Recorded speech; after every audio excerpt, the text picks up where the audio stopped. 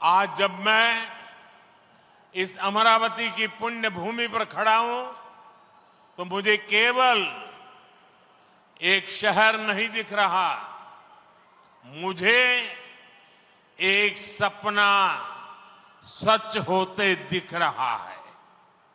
एक नया अमरावती, एक नया आंध्र। अमरावती वो धरती है जहां परंपरा और प्रगति दोनों साथ चलते हैं, जहां बौद्ध विरासत की शांति भी है और विकसित भारत के निर्माण की ऊर्जा भी है। आज यहां करीब 60,000 करोड़ रुपए के प्रोजेक्ट का शिलान्यास और लोकार्पण किया गया है। ये प्रोजेक्ट सिर्फ कंक्रीट का निर्माण नहीं है, ये आंध्र प्रदेश की आकांक्षाओं की, विकसित भारत की उम्मीदों की मजबूत नींव भी है। मैं भगवान वीरभद्र, भगवान अमरलिंगेश्वर और तिरुपति बालाजी के चरणों में प्रणाम करते हुए आंध्र प्रदेश की सम्मानित जनता को बहुत बहुत बधाई देता हूं। मुख्यमंत्री चंद्रबाबू नायडू गारू और पवन कल्याण जी को भी मैं बहुत बहुत शुभकामनाएं देता हूं। అమరావతి అనే పుణ్యభూమిపై ఈ రోజు నేను నిలబడి ఉన్నప్పుడు నాకు కనిపిస్తున్నది ఒక నగరం మాత్రమే కాదు, నాకు ఒక కల నిజమవుతుంది అన్న భావన కలుగుతుంది। ఒక కొత్త అమరావతి, ఒక కొత్త ఆంధ్రప్రదేశ్। అమరావతి అంటే సాంప్రదాయం మరియు పురోగతి కలిసి నడిచే భూమి। ఇక్కడ బౌద్ధ వారసత్వం యొక్క శాంతి ఉంది, అలాగే వికసిత భారతదేశాన్ని నిర్మించుకోగలిగిన శక్తి కూడా ఉంది। ఇవాళ సుమారు 60,000 కోట్ల రూపాయల విలువైన ప్రాజెక్టులకి శంకుస్థాపనలు మరియు ప్రారంభోత్సవ కార్యక్రమాలు చేస్తున్నాం। ఇవి కేవలం కాంక్రీట్ నిర్మాణాలు మాత్రమే కావు, ఇవి ఆంధ్రప్రదేశ్ ఆశలకు మరియు వికసిత భారతదేశ ఆశయాలకు ఒక బలమైన పునాది వేయబోతుంది। నేను వీరభద్ర స్వామికి, అమరలింగేశ్వర స్వామికి మరియు తిరుపతి వెంకన్న స్వామికి వారి పాదాలకి నమస్కరిస్తూ ఆంధ్రప్రదేశ్ ప్రజలకు హృదయపూర్వక శుభాకాంక్షలు తెలియజేసుకుంటున్నాను। అలానే ముఖ్యమంత్రి చంద్రబాబు నాయుడు గారికి, పవన్ కళ్యాణ్ గారికి నా ప్రత్యేక శుభాకాంక్షలు తెలియజేస్తున్నాను। साथियों, हम सब जानते हैं इंद्रलोक की राजधानी का नाम अमरावती था और अब अमरावती आंध्र प्रदेश की राजधानी है। ये सिर्फ संयोग नहीं है, ये स्वर्ण आंध्रा के निर्माण का भी शुभ संकेत है। स्वर्ण आंध्रा विकसित भारत की राह को मजबूत करेगा और अमरावती स्वर्ण आंध्रा के विजन को ऊर्जा देगी। अमरावती केवलम ओक नगरम का दो, अमरावती ओक शक्ति आंध्र प्रदेश नो आधुनिक प्रदेश का मार्चे शक्ति, आंध्र प्रदेश नो अधुनातन प्रदेश గా మార్చే శక్తి। మిత్రులారా, ఇంద్రుడు తాలూకా రాజధాని పేరు అమరావతి అని మన అందరికీ కూడా తెలుసు। ఇప్పుడు అమరావతి మన ఆంధ్రప్రదేశ్ రాష్ట్రానికి రాజధానిగా నిలిచింది। ఇది కేవలం యాదృచ్ఛికం కాదు, ఇది స్వర్ణ ఆంధ్రప్రదేశ్ రాష్ట్ర నిర్మాణానికి శుభ సూచకం అనేది తెలియజేస్తున్నాను। స్వర్ణాంధ్ర వికసిత భారతదేశ సంకల్పానికి బలమిస్తుంది, అలానే అమరావతి మన స్వర్ణాంధ్ర విజన్ కు శక్తినిస్తుంది। అమరావతి అంటే కేవలం ఒక నగరం కాదు, అమరావతి ఒక శక్తి। ఆంధ్రప్రదేశ్ కు ఆధునిక ఆంధ్రప్రదేశ్ గా, అధునాతన ఆంధ్రప్రదేశ్ గా మార్చే శక్తి అని తెలియజేస్తున్నాను। साथियों, अमरावती एक ऐसा शहर होगा जहां आंध्र प्रदेश के हर नौजवान के सपने साकार होंगे। Information technology, artificial intelligence, green energy, clean industry, शिक्षा और स्वास्थ्य, आने वाले कुछ सालों में इन सारे सेक्टर्स में अमरावती एक लीडिंग सिटी बनकर खड़ा होगा।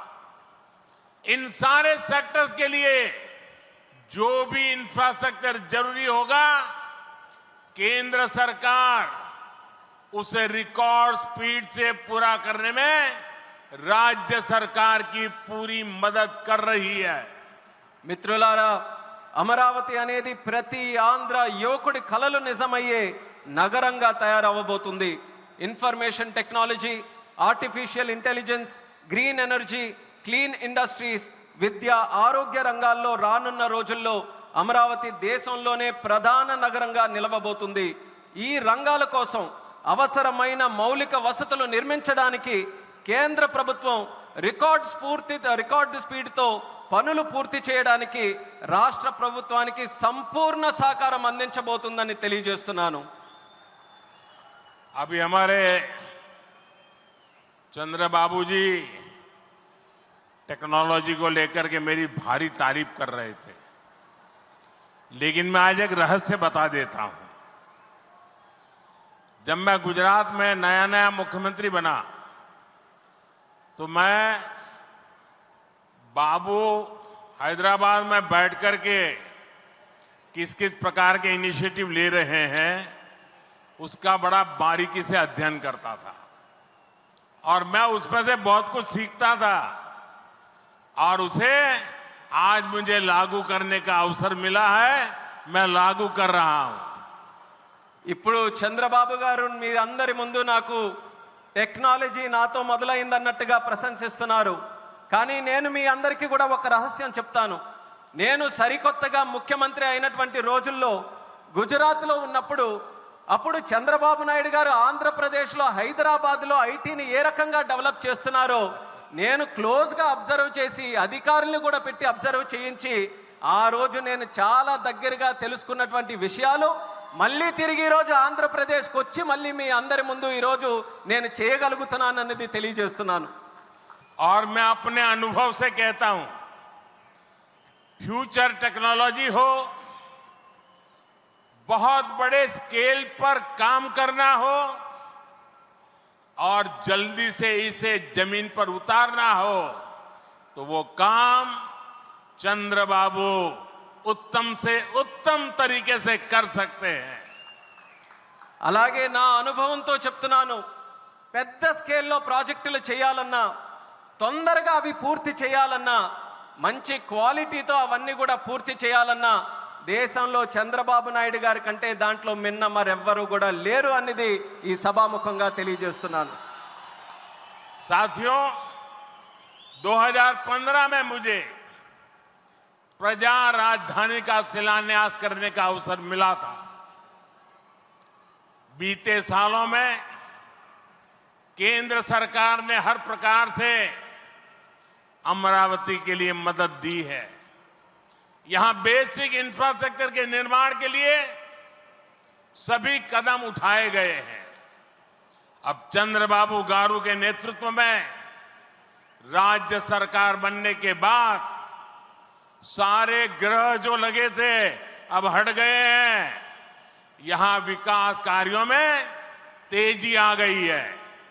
हाई कोर्ट, विधानसभा, सेक्रेटेरिएट, राजभवन, ऐसी कई जरूरी बिल्डिंग बनाने के कामों को भी प्राथमिकता दी जा रही है.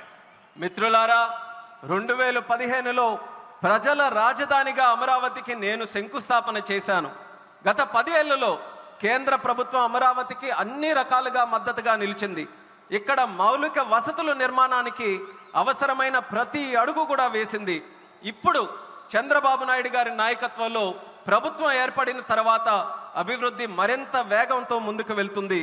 ఇక్కడ హైకోర్టు, అసెంబ్లీ, సచివాలయం, రాజ్భవన్ వంటి అవసరమైన నిర్మాణాలకు ప్రస్తుతం ప్రాధాన్యత ఇస్తుంది. साथियों, एनटीआर गारू ने विकसित आंध्र प्रदेश का सपना देखा था. हमें मिलकर अमरावती को, आंध्र प्रदेश को विकसित भारत का ग्रोथ इंजन बनाना है। हमें एनटीआर गारू का सपना पूरा करना है। चंद्रबाबू गारू, ब्रदर पवन कल्याण, इदी मनमू చెయ్యాలి, ఇది మనమే చెయ్యాలి। మిత్రులారా, ఎన్టీఆర్ గారు వికసిత్ ఆంధ్రప్రదేశ్ కోసం కలకన్నారు. మనమందరం కలిసి అమరావతి మరియు ఆంధ్రప్రదేశ్ని వికసిత భారతదేశానికి గ్రోత్ ఇంజన్గా తయారు చేయాలి. మనం ఎన్టీఆర్ గారి కలల్ని నిజం చేయాలి.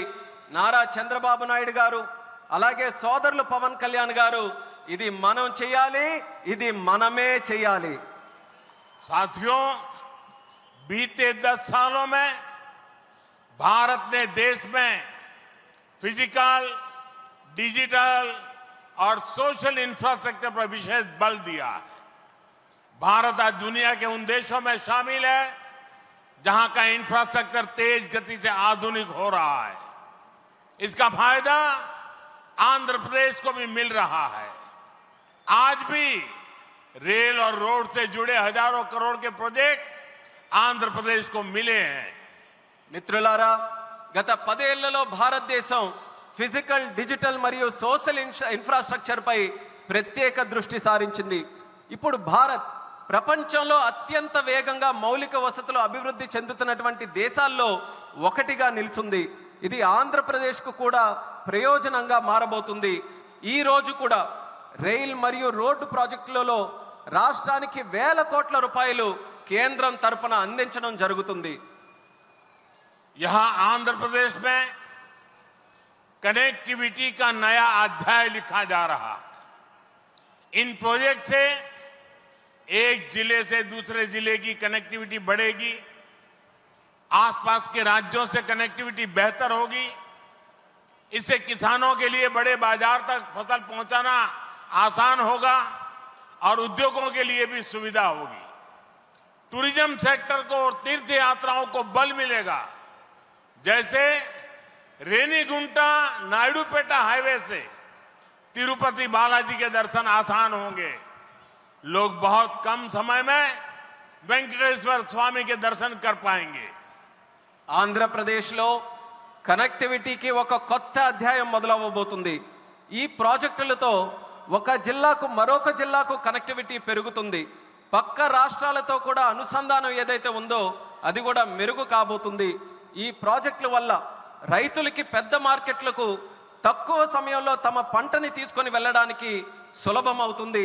అలాగే ఉద్యోగస్తులు మరియు పారిశ్రామికులు కూడా సౌకర్యం కలుగుతుంది. పర్యాటకం, తీర్థయాత్రలకి, ఆ రంగాలకి కూడా ఉపయోగపడుతుంది. ఉదాహరణకు రేణుగుంట నుంచి నాయుడుపేట కొత్త హైవే ఏదైతే ఉందో దాని ద్వారా తిరుపతి వెంకన్న స్వామి వారి దర్శనం చాలా సులభంగా మనకు అవుతుంది. తక్కువ సమయంలో ప్రజలు ఆ స్వామి వారిని దర్శనం చేసుకొని ఆ అవకాశం పొందుతారని కూడా తెలియజేస్తున్నాను.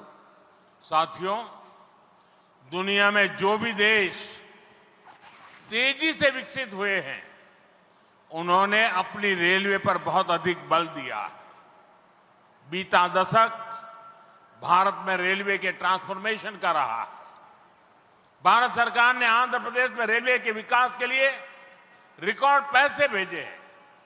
वर्ष 2009 से 2014 तक आंध्र प्रदेश और तेलंगाना के लिए रेलवे का कुल बजट 900 करोड़ रुपए से भी कम था, जबकि आज सिर्फ आंध्र का ही रेल बजट 9000 करोड़ रुपए से ज्यादा का है, यानी करीब 10 गुना से ज्यादा की बढ़ोतरी हुई है।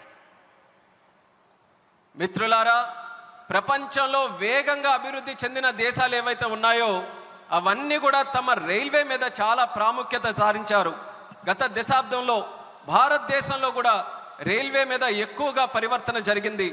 కేంద్ర ప్రభుత్వం ఆంధ్రప్రదేశ్ రైల్వే అభివృద్ధికి కూడా రికార్డు స్థాయిలో నిధులు మంజూరు చేయడం జరిగింది.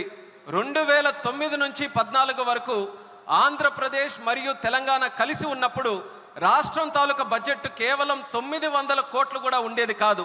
కానీ ఇప్పుడు కేవలం ఆంధ్రప్రదేశ్కు మాత్రమే రైల్వే బడ్జెట్ 9,000 కోట్ల దాటి ఈరోజు అందిస్తున్నాం.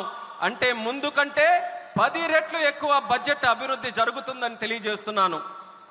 साथियों, रेलवे के बढ़े हुए बजट से आंध्र प्रदेश में रेलवे का 100% इलेक्ट्रिफिकेशन हो चुका है।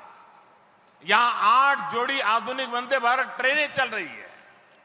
साथ ही आधुनिक सुविधाओं वाली अमृत भारत ट्रेन भी आंध्र प्रदेश से होकर गुजरती है।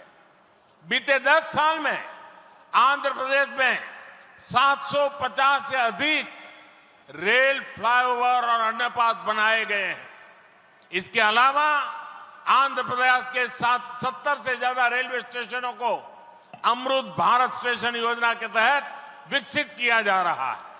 మిత్రులారా, ఈ పెంచిన రైల్వే బడ్జెట్ వల్ల ఆంధ్రప్రదేశ్లో 100% ఎలక్ట్రిఫికేషన్ మనం పూర్తి చేసుకున్నాం. ఇక్కడ 8 సరికొత్త వందే భారత్ ట్రైన్లు ప్రారంభమయ్యాయి. దానితో పాటు ఆధునిక వసతులతో కలిగి ఉన్న అమృత్ భారత్ రైళ్లు కూడా ఆంధ్రప్రదేశ్ నుంచి వెళ్తుంది. గత 10 ఏళ్లలో 750 కంటే ఫ్లైఓవర్ బ్రిడ్జ్లు కానీ అండర్ పాసేజీలు కానీ రైల్వేస్లో నిర్మించబడింది. అంతేకాకుండా 70కి పైగా రైల్వే స్టేషన్లు మన ఆంధ్రప్రదేశ్ రాష్ట్రంలో అమృత్ భారత్ స్టేషన్ పథకం కింద అభివృద్ధి కూడా చేస్తున్నామని తెలియజేస్తున్నాను. साथियों, इंफ्रास्ट्रक्चर के लिए जब इतने सारे काम होते हैं तो उसका बहुत मल्टीप्लायर इफेक्ट होता है। इंफ्रास्ट्रक्चर के निर्माण में जो रॉ मटेरियल लगता है उसे मैन्युफैक्चरिंग इंडस्ट्री को बल मिलता है। सीमेंट का काम हो, स्टील का काम हो, ट्रांसपोर्टेशन का काम हो, ऐसे हर सेक्टर को इससे फायदा होता है।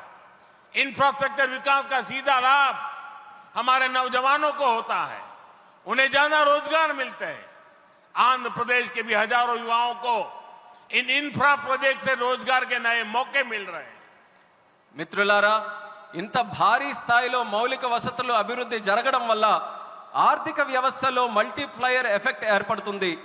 నిర్మాణ రంగంలో కావలసిన రా మెటీరియల్స్, సిమెంట్ అయినా, స్టీల్ అయినా, రవాణా వంటి రంగాలకు గణనీయమైన డిమాండ్ ఏర్పడుతుంది. దీనివల్ల తయారీ పరిశ్రమలకు బలం ఏర్పడుతుంది. ఈ పరిశ్రమల ద్వారా మన యువతకు నేరుగా ఉద్యోగ అవకాశాలు పెరుగుతాయి. ఆంధ్రప్రదేశ్లో వేలాది మంది యువకులకు ఈ ప్రాజెక్టుల వల్ల సరికొత్త ఉపాధి అవకాశాలు కూడా లభిస్తాయని తెలియజేస్తున్నాను. साथियों, मैंने लाल किले से कहा था कि विकसित भारत का निर्माण गरीब, किसान, नौजवान और नारी शक्ति इन 4 पिलर्स पर होगा। एनडीए सरकार की नीति के केंद्र में 4 पिलर सबसे अहम है। हम विशेषकर किसानों के हितों को बड़ी प्राथमिकता देते हुए काम कर रहे हैं। किसानों की जेब पर बोझ ना पड़े और इसलिए बीते 10 सालों में केंद्र सरकार ने सस्ती खाद देने के लिए करीब 12 लाख करोड़ रुपए खर्च किए। हजारों नए और आधुनिक बीज भी किसानों को दिए। पीएम फसल बीमा स्कीम के तहत आंध्र प्रदेश के किसानों को अब तक 5,500 करोड़ रुपए का क्लेम मिल चुका है। पीएम किसान सम्मान निधि के तहत भी आंध्र के लाखों किसानों के खाते में 17,500 करोड़ रुपए से ज्यादा पहुंचे हैं। మిత్రులారా, నేను ఎర్రకోట నుంచి స్పష్టంగా చెప్పాను, వికసిత్ భారత్ నిర్మాణం కావాలంటే పేదవాడు, రైతు, యువకుడు, మహిళా శక్తి ఈ 4 స్తంభాలపై ఆధారపడి ఉంటుంది. ఎన్డీఏ ప్రభుత్వ విధానాల్లో కూడా ఈ 4 స్తంభాలు కేంద్ర బిందువుగా పెట్టుకొని పనిచేస్తున్నాం. రైతు ప్రయోజనాలు అత్యంత ప్రాధాన్యత తీసుకుంటూ మేమందరం కూడా కేంద్రంలో పనిచేస్తున్నాం. రైతు జేబులకి భారం పడకుండా ఆ ఉద్దేశంతో గత 10 ఏళ్లలో ఎరువుల కోసం ఏకంగా 12 లక్షల కోట్ల రూపాయలు ఖర్చు కేంద్ర ప్రభుత్వం చేసింది. 1000కి పైగా సరికొత్త మరియు ఆధునిక విత్తనాలు కూడా రైతులకి అందించబడ్డాయి. పీఎం పంట బీమా యోజన కింద ఆంధ్రప్రదేశ్ రైతులకు ఇప్పటి వరకు 5,500 కోట్లు నష్టపరిహారం కూడా చెల్లించాం. పీఎం కిసాన్ సమ్మాన్ నిధి ద్వారా లక్షలాది మంది ఆంధ్రప్రదేశ్ రైతుల ఖాతాల్లో 17,500 కోట్ల వరకు వాళ్ళందరికీ కూడా నిధులు జమ చేశామన్నది గర్వంగా తెలియజేస్తున్నాను. साथियों, आज पूरे देश में सिंचाई के प्रोजेक्ट्स का जाल बिछाया जा रहा है। रिवर लिंकिंग का काम भी, उसका अभियान भी शुरू किया गया है। हमारा लक्ष्य है कि हर खेत को पानी मिले, किसानों को पानी की दिक्कत ना हो। यहां नई सरकार बनने के बाद पोलवरम प्रोजेक्ट में भी नई गति आई है। आंध्र प्रदेश के लाखों करोड़ों लोगों का इस प्रोजेक्ट से जीवन बदलने वाला है। पोलवरम प्रोजेक्ट तेजी से पूरा हो, इसके लिए केंद्र के एनडीए सरकार से राज्य सरकार को पूरी मदद दी जा रही है। మిత్రులారా, దేశవ్యాప్తంగా ఇరిగేషన్ ప్రాజెక్టులు నిర్మిస్తున్నాం. అలాగే నదుల అనుసంధాన కార్యక్రమం కూడా మేము ప్రారంభించాం. మా లక్ష్యం ప్రతి పొలానికి నీరు అందించాలి, రైతుకి నీటి సమస్య అనేది రాకూడదు. ఇప్పుడు రాష్ట్రంలో ఎన్డీఏ ప్రభుత్వం ఏర్పడిన తర్వాత పోలవరం ప్రాజెక్టు పనుల్లో కూడా వేగం మరింత పుంజుకుంది. ఈ ప్రాజెక్టు ద్వారా లక్షలాది కోట్లాది మంది ప్రజలు, రైతుల తాలూకా జీవితం మారబోతుంది. పోలవరం ప్రాజెక్టు త్వరగా పూర్తవ్వాలని కేంద్ర ఎన్డీఏ ప్రభుత్వం అలాగే రాష్ట్ర ఎన్డీఏ ప్రభుత్వం పూర్తిగా సహకారంతో కలిసిమెలిసి పనిచేస్తాయని తెలియజేస్తున్నాను. साथियों, आंध्र की धरती ने दशकों से भारत को स्पेस पावर बनाने में बहुत बड़ी भूमिका निभाई है। श्री हरिकोटा से जब जब कोई मिशन लॉन्च होता है तो कोटि कोटि भारतीयों को गर्व से भर देता है। करोड़ों भारतीय नौजवानों को यह क्षेत्र स्पेस के प्रति आकर्षित करता रहा है। अब आज देश को, हमारे डिफेंस सेक्टर को मजबूत करने वाला नया संस्थान भी मिला है। कुछ देर पहले हमने डीआरडीओ की नई मिसाइल टेस्टिंग रेंज की आधारशिला रखी है। नागया लंका में बनने जा रही नवदुर्गा टेस्टिंग रेंज मां दुर्गा की तरह देश की डिफेंस पावर को शक्ति देगी। मैं इसके लिए भी देश के वैज्ञानिकों को, आंध्र प्रदेश के लोगों को बधाई देता हूं। మిత్రులారా, మన ఆంధ్ర భూమి దశాబ్దాలుగా భారతదేశానికి అంతరిక్ష శక్తి అవతరించడంలో ప్రధాన పాత్ర పోషిస్తుంది. శ్రీహరికోట నుంచి లాంచ్ అయ్యే ప్రతి రాకెట్ ప్రయోగం కోట్లాది మంది భారతీయుల్ని గర్వపడేలా చేస్తుంది. అలాగే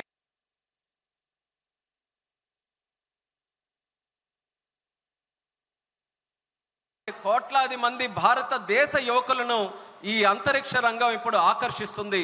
ఇప్పుడు దేశ రక్షణను బలోపేతం చేసే ఒక కొత్త సంస్థను కూడా మనం ప్రారంభిస్తున్నాం. కొద్దిసేపటి క్రితం DRDO Navadurga missile launching range కి శంకుస్థాపన చేశాం.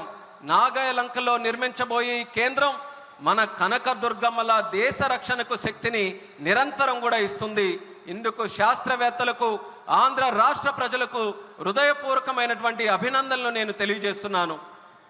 साथियों, आज भारत की ताकत सिर्फ हमारे हथियार ही नहीं है, बल्कि हमारी एकता भी है। एकता का यही भाव हमारे एकता मॉल्स में मजबूत होता है। देश के अनेकों शहरों में एकता मॉल्स बनाए जा रहे हैं। मुझे खुशी है कि अब विशाखापट्टनम में भी एकता मॉल बनेगा। इस एकता मॉल में देश भर के कारीगरों, हस्तशिल्पियों के बड़े प्रोडक्ट एक ही छत के नीचे मिलेंगे। ये भारत की डायवर्सिटी से सबको जोड़ेगा। एकता मॉल से लोकल इकोनॉमी को भी गति मिलेगी और एक भारत श्रेष्ठ भारत की भावना की भी और अधिक मजबूत होगी। మిత్రులారా, ఈ రోజు భారత్ యొక్క శక్తి కేవలం ఆయుధాల్లోనే లేదు, మన ఐక్యతలో కూడా ఉంటుంది. ఈ ఐక్యత భావమే మన ఏక్తా మాల్స్ కు మరింత బలోపేతం చేస్తుంది. దేశంలో అనేక నగరాల్లో ఈ మాల్స్ ని మనం నిర్మించబోతున్నాం. ఇప్పుడు విశాఖపట్నంలో కూడా ఒక ఏక్తా మాల్ నిర్మించడం కోసం మనం ఈ రోజు శంకుస్థాపన చేశాం. దానికి నాకెంతో ఆనందంగా ఉంది. ఇక్కడ దేశవ్యాప్తంగా ఉన్న హస్త కళాకారులు వాళ్ళ ఉత్పత్తులు ఒకే చోట అందుబాటులో మనకు ఉంటాయి. ఈ బాల్ భారత వైవిధ్యాన్ని అనుసంధానిస్తుంది, లోకల్ ఎకానమీకి కూడా ప్రోత్సాహం ఇచ్చేలా ఈ మాల్ నడుస్తుంది. అలాగే ఏక్ భారత్ శ్రేష్ఠ భారత్ అనే భావనను మరింత బలోపేతం చేస్తుందని తెలియజేస్తున్నాను. साथियों, अभी हमने चंद्रबाबू जी को सुना. उन्होंने 21 जून अंतर्राष्ट्रीय योगा दिवस की चर्चा की. मैं चंद्रबाबू का, आंध्र की सरकार का और आंध्र के लोगों का आभारी हूं कि आपने अंतर्राष्ट्रीय योग दिवस के लिए देश का प्रमुख कार्यक्रम आंध्र में करने के लिए निमंत्रण दिया. मैं इसके लिए आपका आभार व्यक्त करता हूं. और जैसा आपने कहा है, मैं स्वयं भी 21 जून को आंध्र के लोगों के साथ योग करूंगा और दुनिया का एक कार्यक्रम यहां पर होगा. इस कार्यक्रम का महत्व इसलिए भी है कि अंतर्राष्ट्रीय योग दिवस का 10 साल की यात्रा का ये 10वीं साल का महत्वपूर्ण पड़ाव है. पूरे विश्व में योग के प्रति एक आकर्षण है. इस बार पूरी दुनिया 21 जून को आंध्र की तरफ देखेगी और मैं चाहूंगा कि आने वाले 50 दिन पूरे आंध्र में योग को लेकर के एक जबरदस्त वातावरण बने, स्पर्धाएं हो और वर्ल्ड रिकॉर्ड करने का काम आंध्र प्रदेश करके पूरी दुनिया को चकित कर दे. और मैं मानता हूं चंद्रबाबू जी के नेतृत्व में ये होके रहेगा. మిత్రులారా, ఇప్పుడే మనం చంద్రబాబు నాయుడు గారిని విన్నాం. అంతర్రాష్ట్రీయ యోగా దినం జూన్ 21న మనం చేసుకోబోతున్నాం. దానికి చంద్రబాబు నాయుడు గారికి, ఏపీ గవర్నమెంట్కి, అలాగే రాష్ట్ర ప్రజలకి అందరికీ కూడా నేను ధన్యవాదాలు తెలియజేసుకుంటున్నాను నన్ను ఆ రోజు ఇక్కడ ఆహ్వానించినందుకు. ఆ రోజు తాలూకా ప్రత్యేకత ఏంటంటే, మనం జూన్ 21 యోగా దినం, ప్రపంచ యోగా దినం ప్రకటించి 10 సంవత్సరాలు కాబోతుంది. ఆ రోజు కేవలం ఆంధ్రాలో యోగా ప్రచారం చేయడమే కాదు, ప్రపంచం మొత్తం ఉన్నటువంటి ప్రజలందరూ కూడా ఆంధ్రప్రదేశ్ రాష్ట్రం వైపు చూసేలా మనం అందరం కూడా చేయాలి. అది చేయాలనంటే ఈ ఉన్నటువంటి 50 రోజులు ఏదైతే ఉందో, ప్రతి ఊరిలో, ప్రతి గ్రామంలో, ప్రతి వీధిలో కూడా, ప్రతి ఇంటిలో కూడా యోగాని మరింత ప్రాముఖ్యత తీసుకొని వచ్చే విధంగా కార్యక్రమాలు చేస్తూ వరల్డ్ రికార్డు సాధించే విధంగా ఈ 50 రోజులు కూడా మనం అందరం వినియోగించుకోవాలి. నాకు నమ్మకం ఉంది, చంద్రబాబు నాయుడు గారి తాలూకా నాయకత్వంలో అది ఖచ్చితంగా మనం సాధించగలగాం. అది మీరందరి తాలూకా సమక్షంలో విశాఖపట్నంలో ఏర్పాటు చేయబోయే యోగా కార్యక్రమంలో మీ అందరి ఆహ్వానం మేరకు నేను ఖచ్చితంగా వస్తాను. ఆ రోజు మనం అందరం కూడా కలిసి యోగా చేద్దాం. ఆ రోజు ప్రపంచం తాలూకా దృష్టి యోగా వైపు, అలాగే భారతదేశం వైపు కూడా మళ్ళిద్దామని ఈ సభాముఖంగా తెలియజేసుకుంటున్నాను. साथियों, आंध्र प्रदेश में ना तो सपने देखने वालों की कमी है और न ही सपनों को साकार करने वाले कम है. मैं विश्वास के साथ कह सकता हूं, आज आंध्र प्रदेश सही राह पर चल रहा है. आंध्र ने सही स्पीड पकड़ ली है. अब ग्रोथ की स्पीड को हमें लगातार तेज करते रहना है. और मैं कह सकता हूं, जैसा बाबू ने 3 साल में अमरावती के निर्माण का जो सपना देखा है, इसका मतलब ये 3 साल की सिर्फ अमरावती की गतिविधि आंध्र प्रदेश के जीडीपी को कहां से कहां पहुंचा देगी, ये मैं साफ देख रहा हूं. मैं आंध्र प्रदेश की जनता को, यहां जो मेरे सहयोगी बैठे हैं, सभी को फिर आश्वस्त करता हूं, आंध्र प्रदेश की प्रगति के लिए आप मुझे हमेशा अपने साथ कंधे से कंधा मिलाकर चलते हुए देखेंगे. एक बार फिर आप सभी को बहुत बहुत शुभकामनाएं। मी अंदरी ఆశీర్వాదముతో ఈ కుటుంబీ ఆంధ్రప్రదేశ్ అభివృద్ధికి కట్టుబడి ఉన్నది. ధన్యవాద్. మిత్రులారా, ఆంధ్రప్రదేశ్లో కలలు కనే వాళ్ళ సంఖ్య తక్కువేమీ కాదు. అలానే ఆ కలలను నిజం చేసే వాళ్ళకి కూడా తక్కువేమీ కాదు. నేను నమ్మకంతో చెప్తున్నాను, ఇవాళ ఆంధ్రప్రదేశ్ ఒక సరైన మార్గంలో నడుస్తుంది. అలానే సరైన వేగంతో ముందుకు వెళ్తుంది. ఈ అభివృద్ధి వేగాన్ని మనం అందరం కొనసాగించాలి, అలానే పెంచుతూ ఉండాలి. ఇప్పుడే చంద్రబాబు నాయుడు గారు మాట్లాడుతూ చెప్పారు, 3 సంవత్సరాల్లో అమరావతి తాలూకా పనుల్ని పూర్తి చేస్తామని. నేను ఊహిస్తున్నాను, 3 సంవత్సరాల్లో అమరావతి పూర్తయిన తర్వాత ఆంధ్రప్రదేశ్ రాష్ట్రం తాలూకా జీడిపి ఏ స్థాయికి వెళ్తుందో ఒక్కసారి నేను ఊహించగలను. అది ఆంధ్రప్రదేశ్ రాష్ట్రం తాలూకా చరిత్రను మార్చబోతుందని తెలియజేస్తున్నాను. అందుకని ఆంధ్రప్రదేశ్ రాష్ట్ర ప్రజలకు, ఇక్కడ కూర్చున్న నా సహచరులకు నేను నమ్మకం కల్పిస్తున్నా, ఆంధ్రప్రదేశ్ రాష్ట్ర అభివృద్ధిలో మీ భుజంతో పాటు నా భుజం కూడా కలిపి పనిచేస్తానని నమ్మకంతో ఈ సందర్భంగా తెలియజేస్తున్నాను. మీ అందరికీ మరొక్కసారి నా హృదయపూర్వక శుభాకాంక్షలు తెలియజేస్తున్నాను. మీ అందరి ఆశీర్వాదంతో ఈ కూటమి ఆంధ్రప్రదేశ్ అభివృద్ధికి ఎల్లప్పుడూ కూడా కట్టుబడి ఉంటుంది. మీ అందరికీ కూడా నా ధన్యవాదాలు.